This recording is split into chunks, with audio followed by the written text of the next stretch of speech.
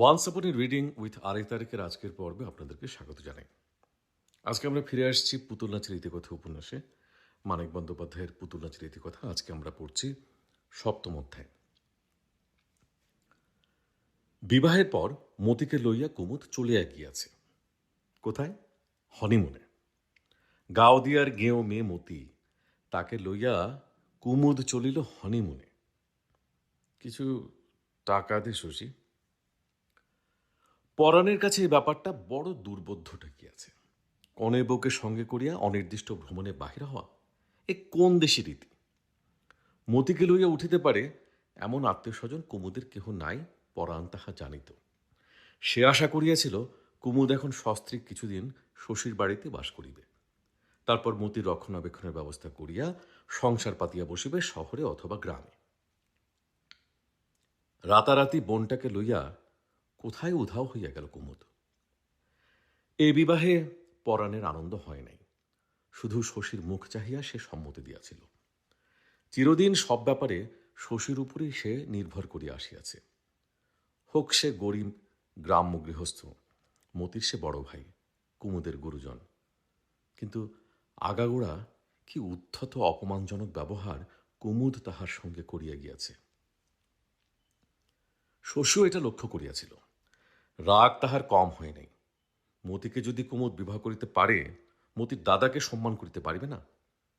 কিন্তু মুখে সে কিছুই বলে নাই কুমুদকে, শুধু তার সামনে পরাণের সঙ্গে করিয়াছিল প্রীতি ও শ্রদ্ধাপূর্ণ ব্যবহার, কুমুদ যাতে দেখিয়া শিখিতে পারে। শশীর এ চেষ্টার বিশেষ কিছু ফল হয় নাই। মতির আত্মীয় পরিজনের প্রতি অসীম অবজ্ঞা দেখাইয়া মতিকে কুমুদ গ্রহণ করিয়াছিল।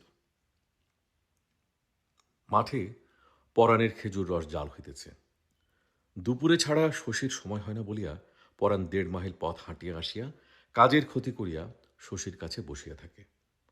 চওড়া সবল কাঁধ দুটি যেন তাহার শ্রান্তিতে ঢালু হইয়া আসে। বলে, পত্র দেয় না কেন ছোটবাবু? শশী অপরাধীর মতো বলে, কি যে জানো পরাণ, এই চিঠিপত্র লেখা কুমুদের অভ্যাস নেই।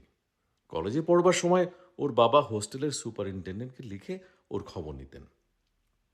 তাই বলে একবারটি জানাবে না কোথায় গেল, কোথায় উঠল, কি বৃত্তান্ত? মা এদিকে কাদা কাটা জুড়েছে।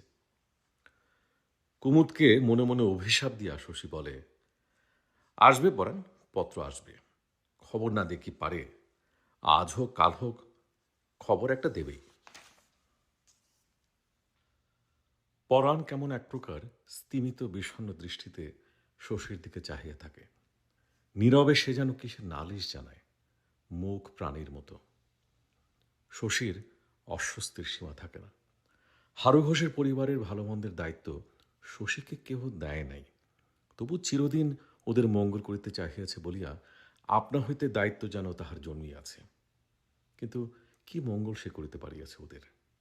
তার দোষ নাই, তবু তারই জন্য কুসুম যেন কেমন হইয়া গেল। একটা খাপ ছাড়া বিপজ্জনক বিবাহ হইল মতির। হয়তো পরাণ আজ এসব হিসাব করিয়া দেখিতেছে। হয়তো তাদের অসমান বন্ধুত্বের ফলাফলে বিচলিত হইয়া উঠিতেছে পরাণ। ভীত হইয়া ভাবিতেছে, ভালো করিতে চাহিয়া আরো না জানি কত মন্দ শশী তাদের করিবে।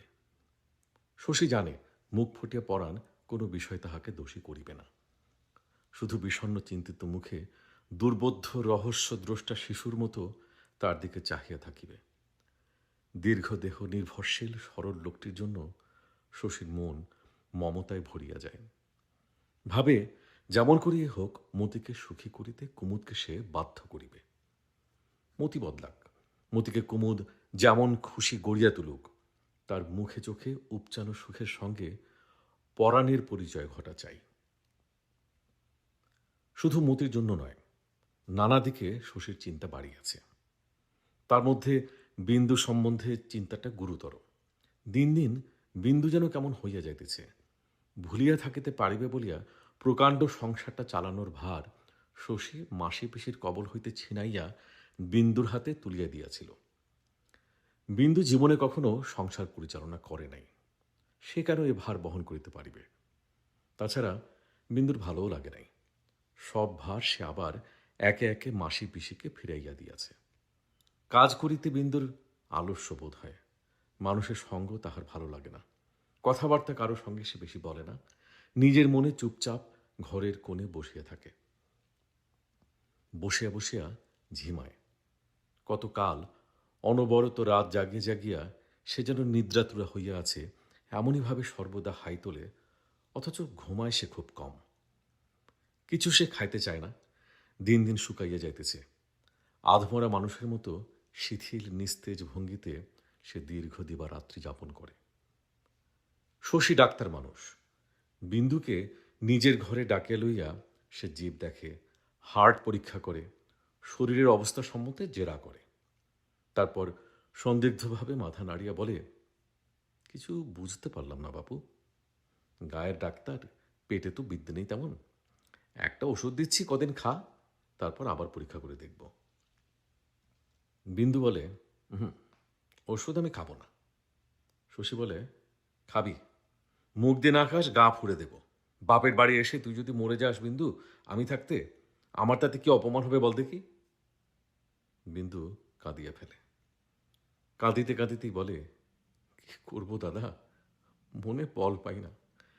দিনরাত হু হু করে জলে মনের মধ্যে। শশী বলে, কাঁদিস না, আমার ওষুধ খেলেই মন ভালো হয়ে যাবে। বিন্দুর রোগ নির্ণয় করা শশীর অসাধ্য মনে হয়।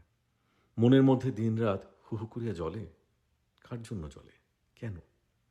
জীবনটা ব্যর্থ হইয়া গেল বলিয়া মানুষ কি শোকে এমন নির্জীব মৃতপ্রায় হইয়া যায়? নন্দর প্রতি তীব্র বিদ্বেষিত বিন্দুকে দুদিনে সুস্থ সবল করিয়া তোলার পক্ষে যথেষ্ট। বিদ্বেষ যদি নাও হয়, আকাশ ছোঁয়া অভিমান বিন্দুকে নবজীবন দিতেছে না কেন? নন্দ ক্ষমা করিবে এই আশায় অতগুলি বছর বিন্দু যে অবস্থায় কাটাইয়া আসিয়াছে, তাহাতে আজ যদি নন্দর জন্য বিন্দুর মন হাহাকার করে, শশী তাহাতে বিস্মিত হইবে না। সংসারে এরকম অদ্ভুত মেয়ে দু চারটা থাকে, কিন্তু নন্দর জন্য মন কেমন করিলে বিন্দুর তো উচিত অস্থির চঞ্চল হইয়া থাকা, কাজ ও অকাজের ভানে ছটফট করা।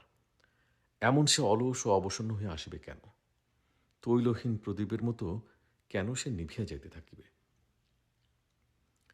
একদিন বিন্দু বলিল, দাদা, আলমারির চাবি দাও, বই নেব।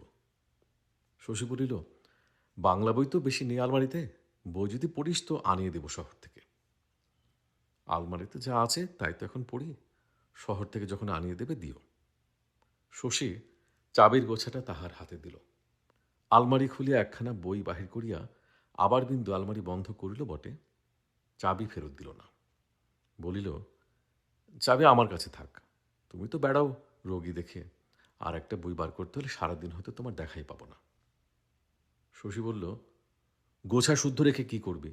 বইয়ের আলমারির চাবিটা খুলে নে।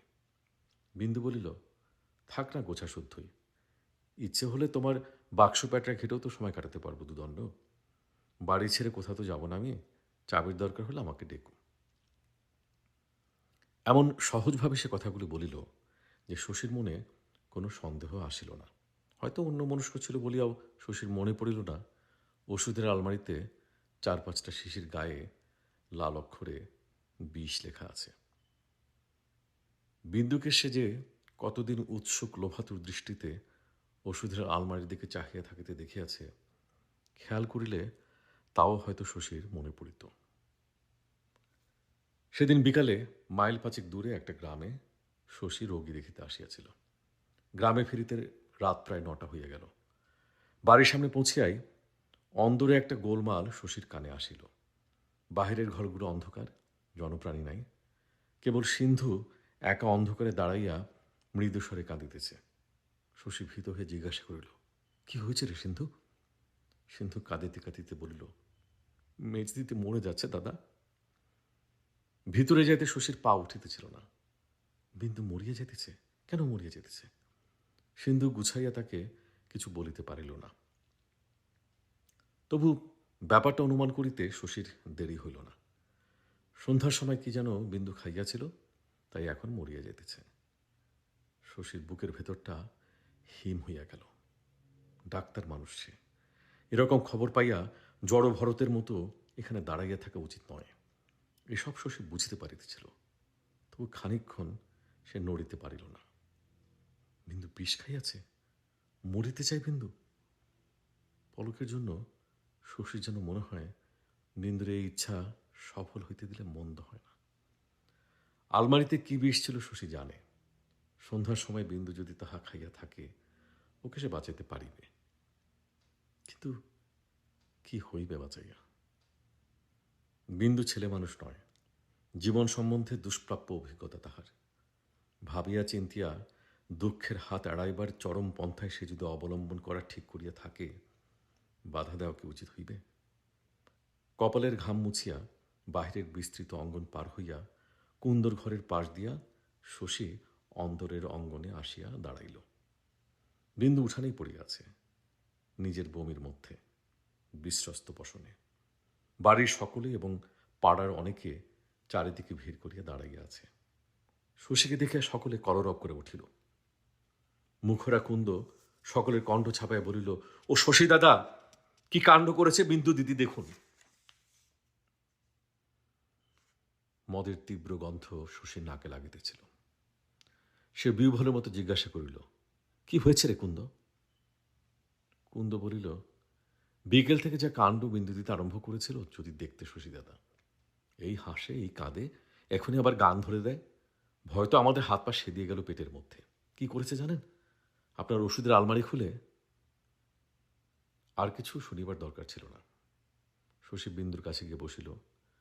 নাড়ি দেখিয়া কুন্দকে বলিল, এখানে এমন করে পড়ে আছে, ধুইয়ে মুছিয়ে ঘরে দিয়ে শুয়ে দিতে পারলি না তোরা কেউ? কুন্দ কৈফিয়ত দিয়ে বলিল, ধরতে গেলে কামড়াতে আসে যে। শশী বলিল, এখন তো হুঁশও নেই কুন্দ, এক কলসি জল নিয়ে আয়। বিন্দুকে শশী স্নান করাইয়া দিল। তারপর কয়েকজনের সাহায্যে ধরাধরি করিয়া ঘরে শোয়াইয়া দিল। আজ এটুকুই থাক। পরের পর্বে আমরা এই সপ্তম অধ্যায়ের বাকি অংশটুকু পড়ব। সবাইকে শুভেচ্ছা, ভালো থাকবেন।